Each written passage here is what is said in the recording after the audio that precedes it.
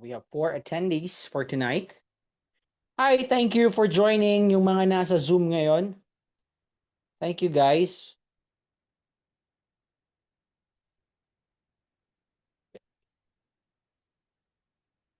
Hold on, let me just set things right here.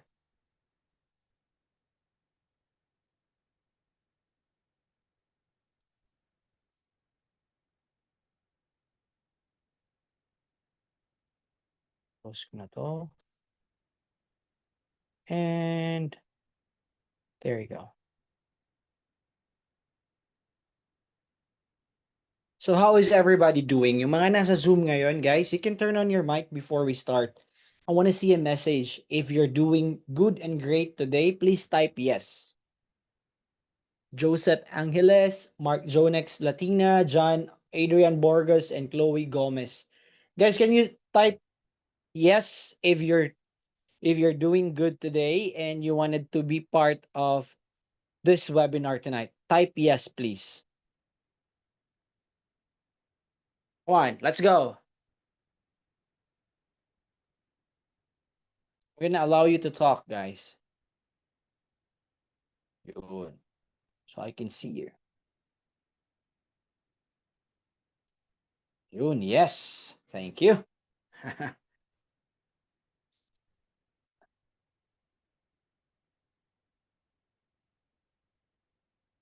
All right, now we have 6 minutes more to go before we start. Let's check our live stream.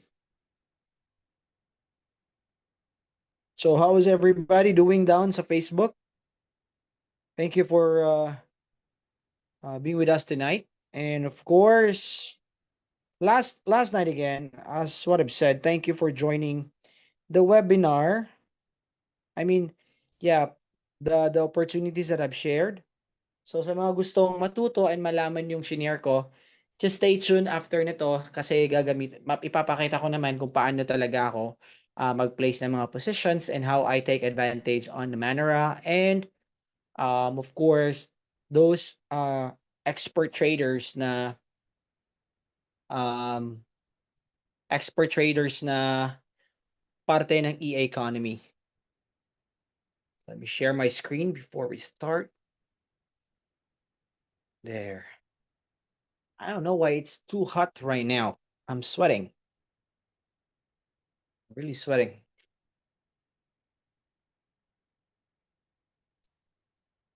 Okay.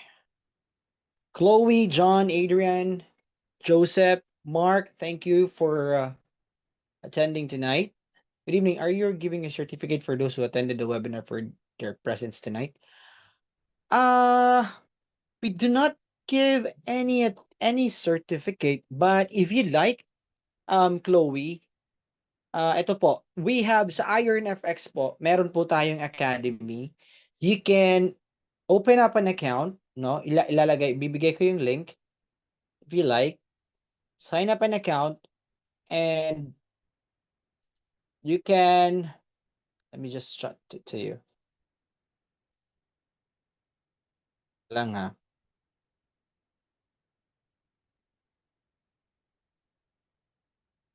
Ayan. That's an account link. You can go to the website of IronFX. If you wanted to have a certificate, you can like go and check the academy. But first, you have to make sure that you open an account. Then you can join in the academy here. Once you're under the academy dashboard, you can attend all those videos, all of the webinars, and undergone a I think there's a course. I haven't gone through to this yet, but I know that there is a course that you will be able to have a own certificate coming from IronFX. So if you like, sign up an account and then start browsing the education. If you're seeing my screen, okay, let me just adjust my camera here. If you're seeing my screen right now, I'm in the Academy dashboard. And If you'd like to know more about it, you can always visit the website. But I'm pretty sure that you can get a certificate, not from this webinar.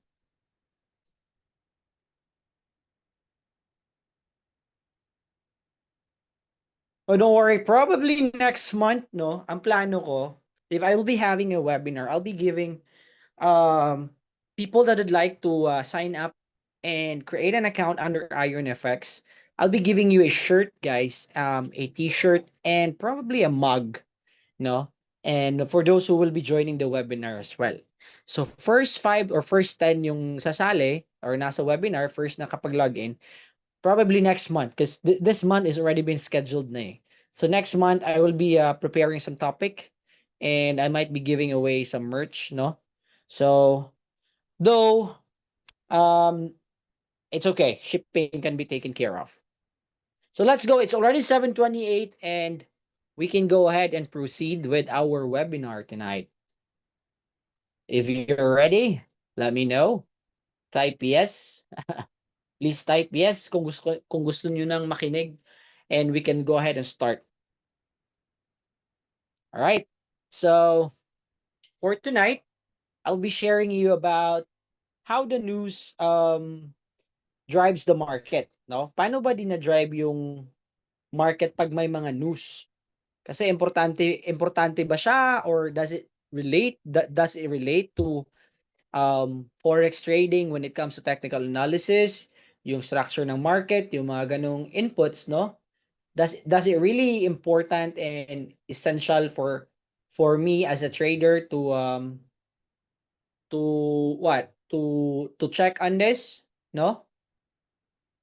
So, importante bang malaman to? Does I need to like take note and follow um yung yung yung mga statistical data gathering, no?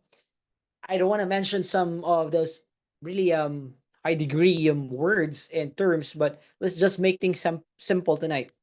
All right, now it's April 2, and before anything else, I'd like to share about IronFX. IronFX is a global CFD and Forex broker, no? Um, it's an online broker specializing uh, let me just check because I wanted to make sure that it's recording. Specializing in contracts for difference or CFDs and foreign exchange or forex trading. They offer trading on various instruments, including forex trading, commodities, indices, and more, or stocks as well. They were founded last 2010. The main headquarters of IronFX or headquarters is at Limassol, Cyprus. Man, I wanted to go there. If you're seeing the screen right now, that's the office of IronFX in Limassol, Cyprus. When kaya, no? Regulations. IronFX operates under various regulatory bodies depending on the region, including Cyprus Securities and Exchange Commission or CISEC, Financial Conduct Authority or FCA in the UK, Australian Securities Investment Commission or ASIC, and Financial Sector Conduct Authority or FSCA in South Africa. Of course, wala pa pong Pilipinas, right? As we all know that forex trading is not yet regulated in the Philippines and we are being hit by the SEC that forex trading is not regulated here and you might be taking a risk of um, engaging such kind of ventures. Pero again, they did not let I didn't read any article that bawal mag-trade or anything na may you have trespass any law or any policies, no? Pero ang sinasabi lang nung October 28 2018 ata yun sa SEC na bawal tayong makipag-engage sa mga offshore na mga brokers because we don't have anything or we don't have any law to protect us if that certain brokerage is biglang mawawala. But of course, through your research, make sure research a connection inside the company and you know the people working inside and the people that you have to talk to. Well, that's the first thing that you need to know. And those regulations that they have and licenses. Importante po yun. So, IronFX is an online trading broker that offers trading services on variety of financial instruments. And here are some breakdowns of their key offerings. They have Forex currency, major, minor, and exotic currency pairs. Meron po. Sa metals naman, meron tayong gold and silver trading. Sa indices, meron tayong S&P 500, FTSE 100 trading. And sa commodities, we have oil, natural gas, coffee, and sugar trading. Sa futures, we have contracts for commodity or index future delivery and shares as well. Trading individual company stocks, meron po yun. What are the trading platforms? We have MT4, we have WebTrader, we have PAM, and we also have a mobile trading app that is um, good for our own application, no? So, meron din kung ayaw nyo, I mean, there is also an MT4 naman for iPhone and Androids. So, the default setup of MT4. All right, so types of economic. Before anything else, I'd like to talk to you and discuss um about about our topic tonight, no? How is understanding economic news and global events is essential for success in forex trading, no? So, eto po 'yun, guys.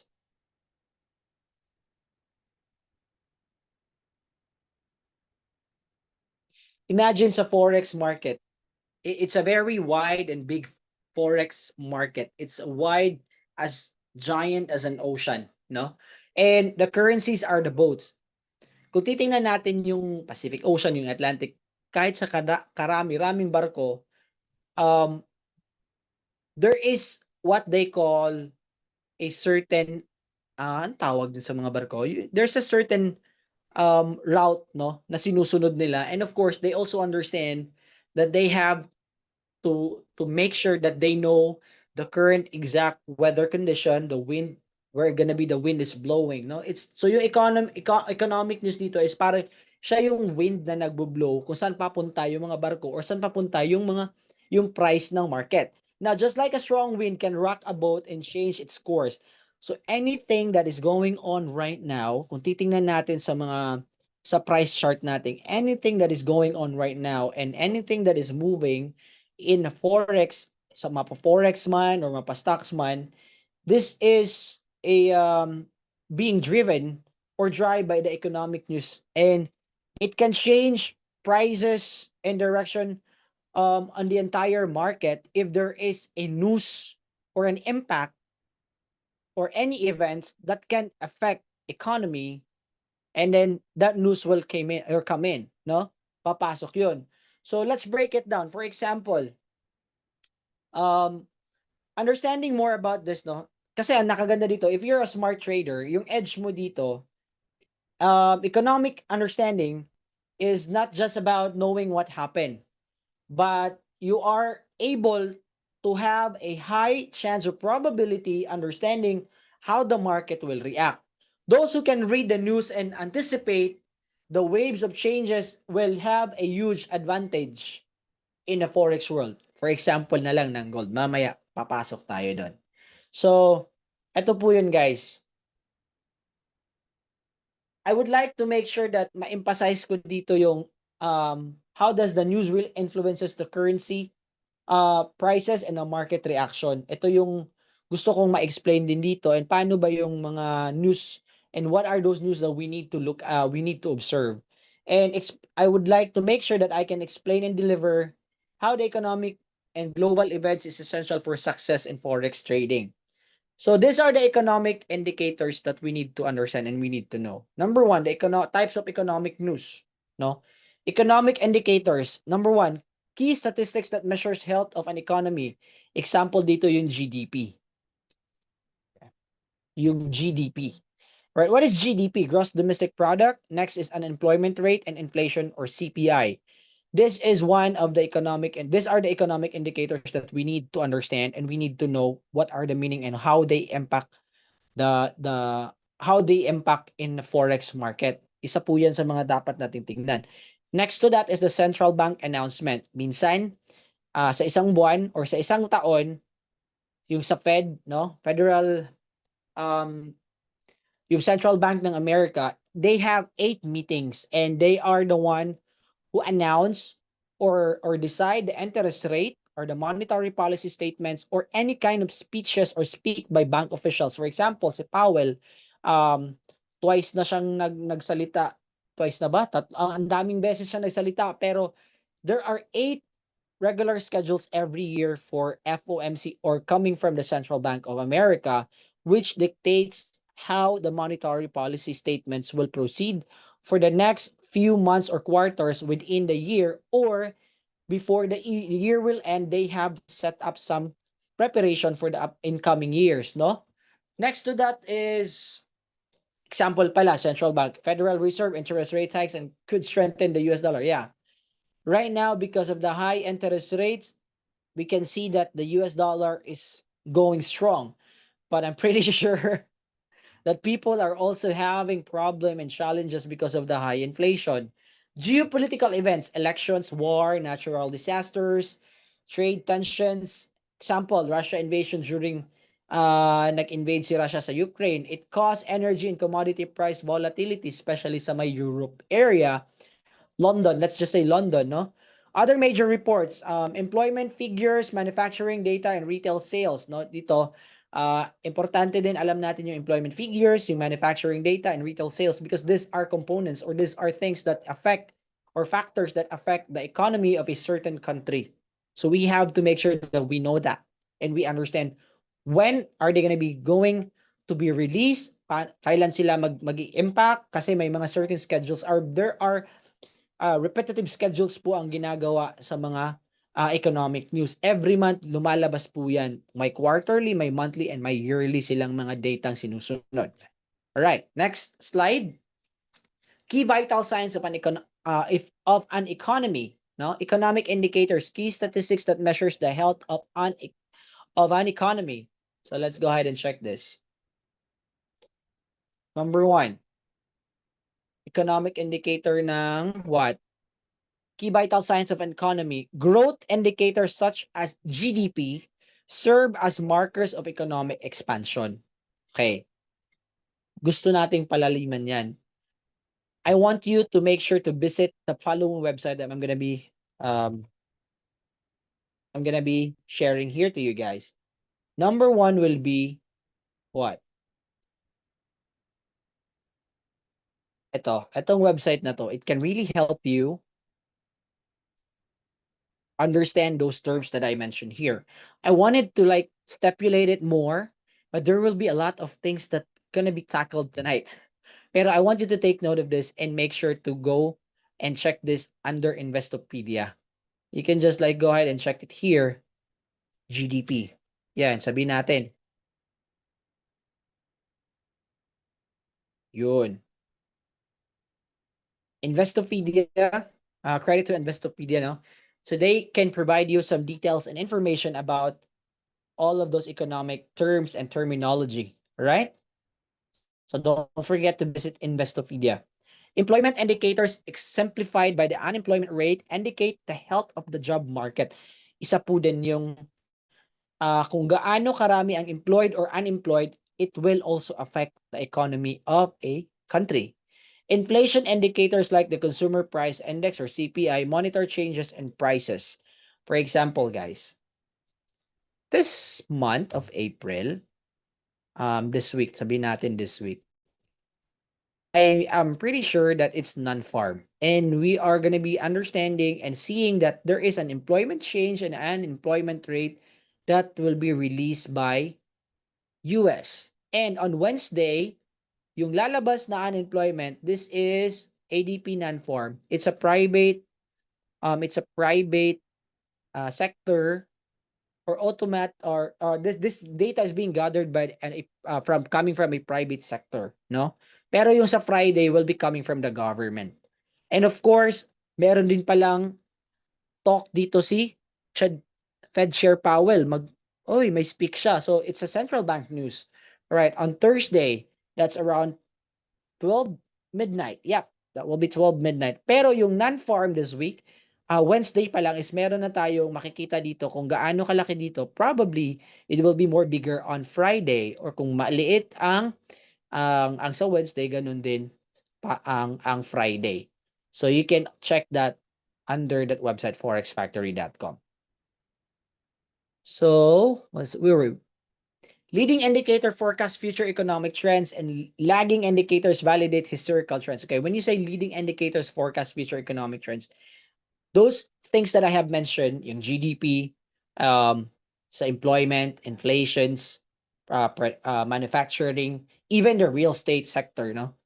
Those are, they have forecast future economic trends as well. And the lagging indicators most likely validated from the historical trends na makikita natin. So the more that you be into fundamental is you will be collecting a lot of data and you will I'm pretty sure it's gonna be fun. For example, no, punta tayo ng investing. What I do in investing.com is kasi madali lang dito mag-collect kasi nakaka-copy paste ko lang. Pero okay din naman dito. Yung okay naman din dito sa Forex Factory. For example, ito. Hanapin natin yung non-farm. So, unemployment rate. What I do is I just have to click the folder and click the drop down for more. I just highlight everything and copy it.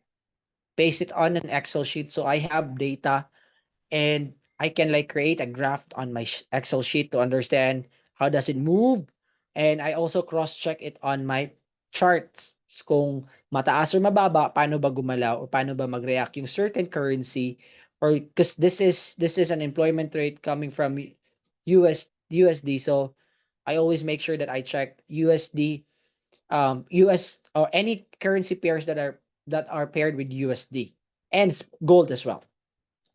So next, sa investing.com, ganun din. These are the sources of, or this are the website that I use for further insights.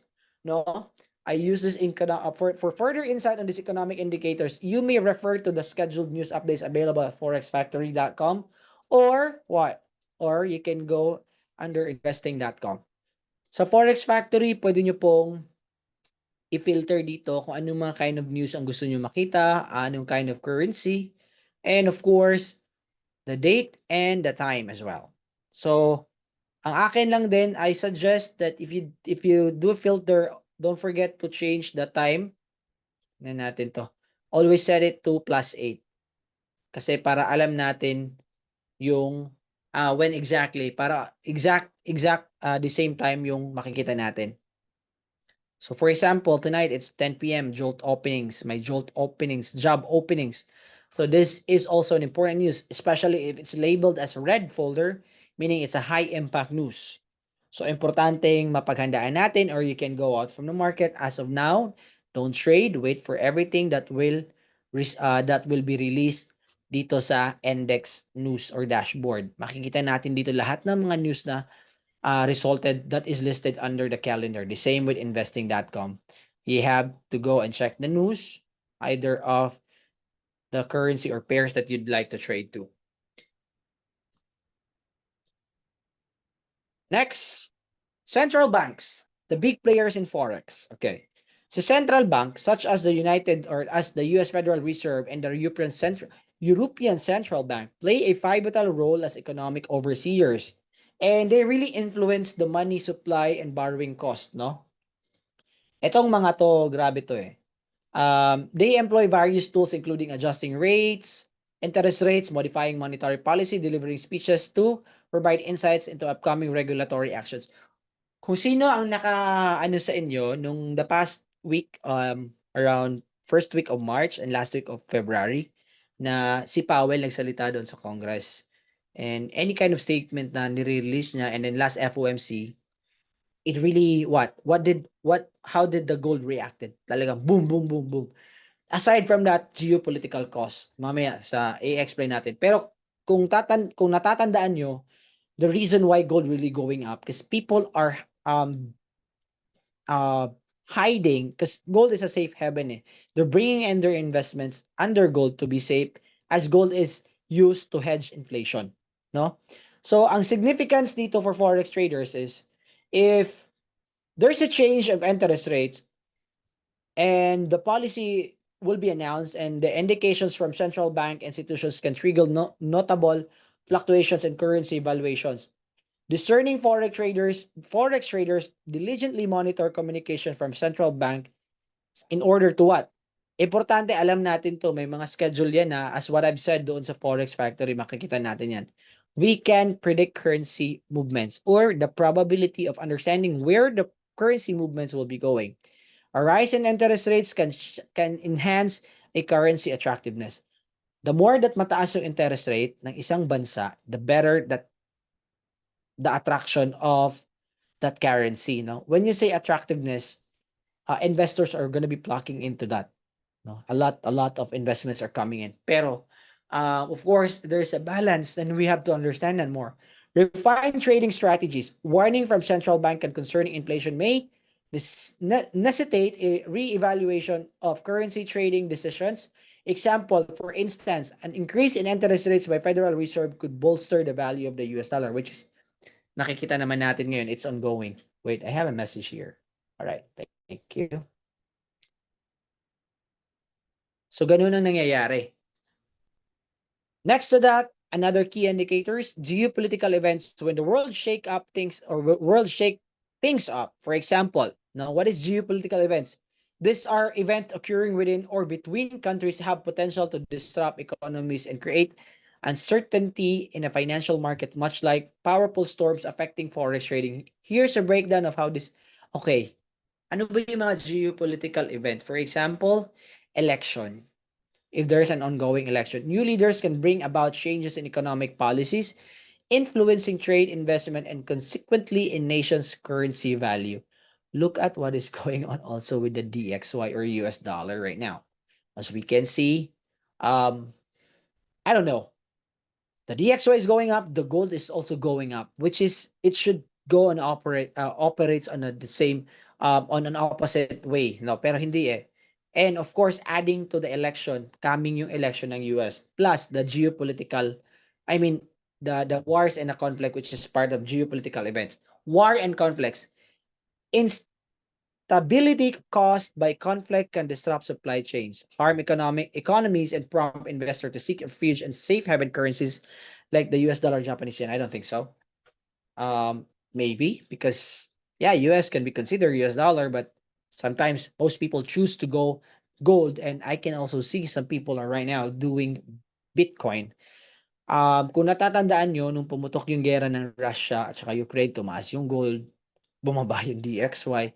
So mostly people choose to stay on gold as their safe haven for any kind of geopolitical events, no? And right now we can also see BTC because not probably it's hindi rin siguro kasi may halving, but part of it na siguro sabihin na natin part of it na rin kasi may halving this coming April 17. What is halving, no? Meaning pag nag-halving yung BTC every 4 years, lumiliit po yung circulation supply or yung nama-mining ng mga nagma-mine ng BTC. Sabihin natin ngayon 0.10 yung nakukuha nilang BTC every pag nagma-mine sila. Ang nakukuha na lang nila after mag-halving will be 0.5 na lang. So liliit yung supply, tataas yung demand, which is nakikita natin ngayon, ang daming nagbabay. So tataas talaga yung presyo ng BTC. But we don't know. It might also go against what is going on right now after series of buying ng BTC because it might run out. The supply might run out and some liquidity needs to be cleared down or needs to be cleared out downside. So baka bigla din siyang bumagsak. But I'm telling you, BTC is now, I consider it as probably a digital gold. National disaster events such as earthquakes, hurricanes can devastate infrastructure, slowing down a country's economy, potentially devaluing its currency. So part din ng geopolitical events yan. Plus the trade tensions. Pag ibig sabihin nun, like disputes or tariff threats, no? For example, si US may mga tariff sanctions na ginawa kay China. Alterations in trade agreements introduce market uncertainty, leading to currency volatility in affected countries. Why do we have to pay attention on this? Because geopolitical events introduce risk and unpredictability, which investors find unsettling resulting in abrupt currency fluctuations, increase in market volatility, and shifts in safe haven assets. For example, talaga gold talaga yung pinupush ko. Pag sinabi mong shift in safe haven, traders gravitate towards stable currencies during times and crisis. Well, some of it also go to DXY, but most of it like really hide their assets sa gold. Do you remember the October 7 event? Yung pumutok yung Gaza or yung Israel was under attack by Hamas terrorists. So, gold, boom, boom. At talagang nag-iwan siya ng gap sa may 1845 right now. Kung titingnan natin yan sa chart, no? Sa gold, andito yun by October. Ayan, no, may gap dito. This is a daily time frame. If you can see my screen. Layo ng gap. So I am very positive and optimistic that once things will be settled, I'm pretty sure ang layo ng babagsakin ng gold. Pero no one knows when. Not unless things will be settled, the world will be back in peace. Na yun. Natin isama. Next, finding and using an economic calendar. As what I've said, how to use an economic calendar effectively, you have to filter, focus on the countries and currencies relevant to your trades. The timing, be aware of the exact release times, and comparing figures, look significant difference between forecast, previous, and actual. That's what I showed you a while ago dito sa Forex Factory. Let me just go ahead and grab that. All right. Dito sa Forex Factory, under sa calendar, dito yung nakalist lahat. Every month, paulit-ulit lang to ang mga economic indicators. Nandito every month. So kung titingnan natin dito, sabihin natin, next month. Tingnan natin next month. Every first week of the month, no? May, tingnan natin. First week of the month or first Friday of the month, nangyayari ang non-farm. Ayan, non-farm na naman siya by May. And if you wanted to know the forecast, you just have to click the detailed folder or sa investing nakalagay na yan. Kung hahanapin nyo dito, nakalagay na yan dito, automatic siyang lalabas, no? For example, let's just say,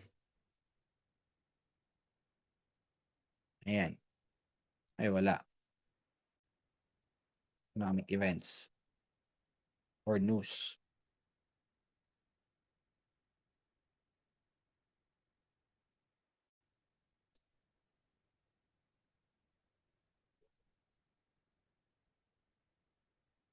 Hindi ko magets. Anyways, dito lang tayo sa Forex Factory. So, we will not gonna waste a lot of time. So, look at this. So, Forex Factory, you can check actual forecast. For example, this coming May, meron silang forecast na 205. Kung titingnan natin this month, ano ba yung forecast this month sa non-farm this coming Friday? Tingnan natin. May target na sila sa May. Kahit hindi pa lumalabas yung what? April. So sa April naman, 205 din. So we don't know, no? So this is the actual, this is the forecast, and this is the previous. As what I've put here, kailangan natin tingnan yung forecast ng previous and actual para malaman natin how things or how it will impact. Kung maganda yung result, for example, ang sinabi dito, kung babasahin natin sa non-farm, sabi dito, if actual is greater than the forecast, it's good for currency. So kung sa forecast is 205 and then yung actual is naging 350K, then the currency or the US dollar is going strong. No, meaning it's good for currency. So lalakas yung US dollar, and any pair or any currency that you pair to US dollar is hihina. So the position will be like, I will buy USD JPY, magbabay ako sa USD JPY kasi malakas si USD during that period or during that news. Paano ba 'yon? No? So, sabihin natin 8:30 ng gabi, lumakas bigla. So, there's just a certain period lang talagang lalakas siya. Sometimes merong slippage, merong whipsaw, yung mga mangyayaring bigla ang tataas, bigla ang nagbo-volatile yung market, ang bilis ng takbo, ang lalayo ng mga candles, ang tataas nila. So, ganun. Well, these are the websites that you can visit, investing.com, Forex Factory, and the Daily FX if you'd like to use and make sure that you can filter out effectively yung economic calendar. They have all of this. All of this website offer and provide the economic calendar. Understanding key indicators and market sentiments versus data. Right. GDP, gross domestic product, measures a country's economic output with a strong GDP indicating a healthy economy and potential leading to a stronger currency. Let's try to check a GDP news this month. Meron yan. Ayan, there's a GDP. Sa GBP to, April 12, meron GDP news. Yan. That is going to be what? Pound. Pound ba? Yeah, GBP. Great Britain. And then meron din sa GDP sa China, CNY. Quarterly and the yearly GDP. But I will choose and wait for this on Friday. Ito maganda to. Kasi ang sabi dito, it measures the country's economic output with a strong GDP indicating a healthy economy and potentially leading to a stronger currency. So, for those who has trade with GDP JPY, better to observe. And inflation consumer price index measures price change affecting currency values like interest rate hikes due to high inflation. Same din, kung pupunta tayo dito, most likely ang sa inflation is CPI eh. Yan daming CPI. Ayan, meron CPI sa CAD or Canadian dollar. Wala bang CPI sa US this month? Euro meron din. I'm pretty sure US also has. April 10, this coming Wednesday, next week. Okay. So may CPI next week. Yeah, kasunod yan always ng non-farm eh. Yung CPI. Forgot. Employment reports, which is this week, no? The content is already concise and does not require summarization. Ano to? Loko-lokong.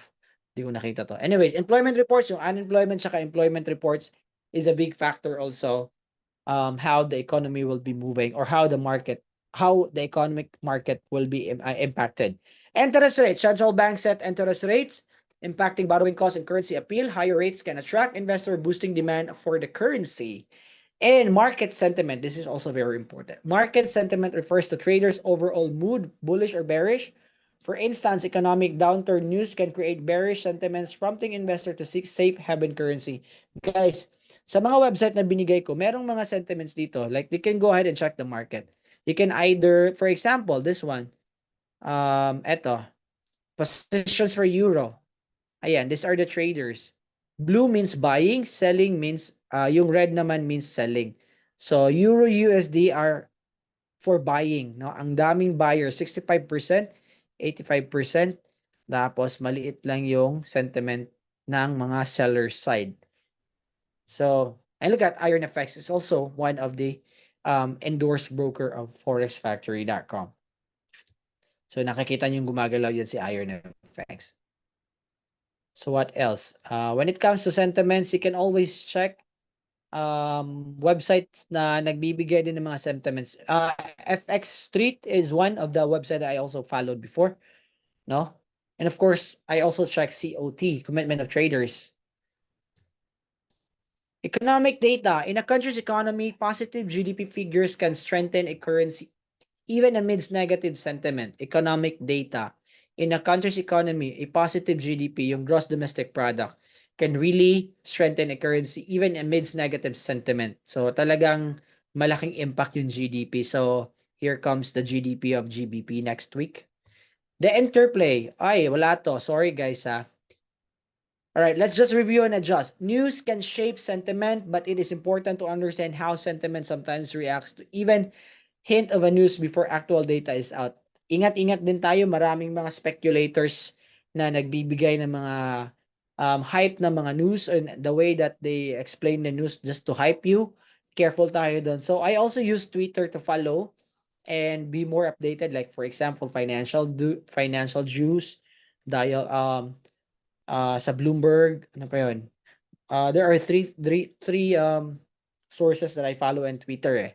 More, I'm gonna share that. So those are the economic drivers that affect Forex market and drive the Forex market price. So what you need to do is you have to make sure that if you have concerns or questions about those list or key indicators I have mentioned, always go to Investopedia and know more about it. Kasi si Investopedia talaga nagbibigay ng direct example and meaning when you asked it. Non-farm, for example, non-farm. Yeah, non-farm peril, what it means and why it is important. So you can go ahead and research it here. Ayan na, binigyan ko na kayo ng mga sources that you can use to know more and understand more about this approach sa Forex trading. So I guess that would be it for tonight. Thank you for attending our webinar. All right? Andito pa rin sila. Thank you guys. Sir Joseph. Any questions, concerns, or anything that you'd like to ask? I'm open for your question. You guys can talk in a microphone if you like. Wala bang question? Everybody, thanks for watching and thanks for joining sa Zoom. Sa mga nasa live stream, thank you po. Wala ba? Okay. I guess that would be it. I mean, turn off. It's difference between inflation rate and CPI. Inflation rate and CPI is just the same. The CPI can really ito sample natin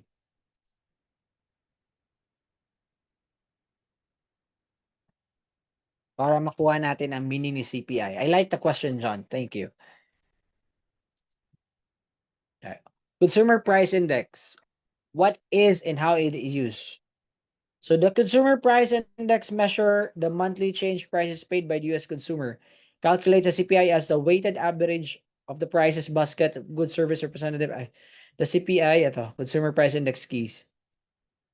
Dito kasi measure yung inflation, yung for example, if you buy last month with your $100, you bought 2 boxes of milk, but on the following month, biglang isang box na lang kasi hindi na magkakasya. So measure natin dito yung high inflation rate that through the CPI kasi nga it measures ito. The CPI is the most widely used measure of inflation, closely followed by policymakers, financial market businesses and consumers. Ito yung mga basihan nila. Dito lahat nakikita natin yung mga gastusin through the CPI, Producer Price Index, every month.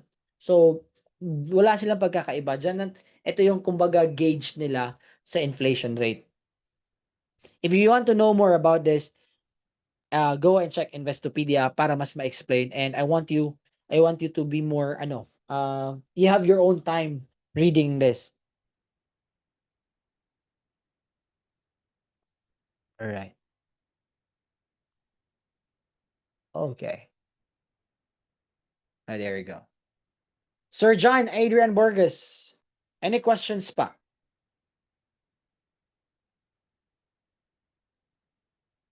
Bakit na pa ako? Nakatayo pala ako. Welcome.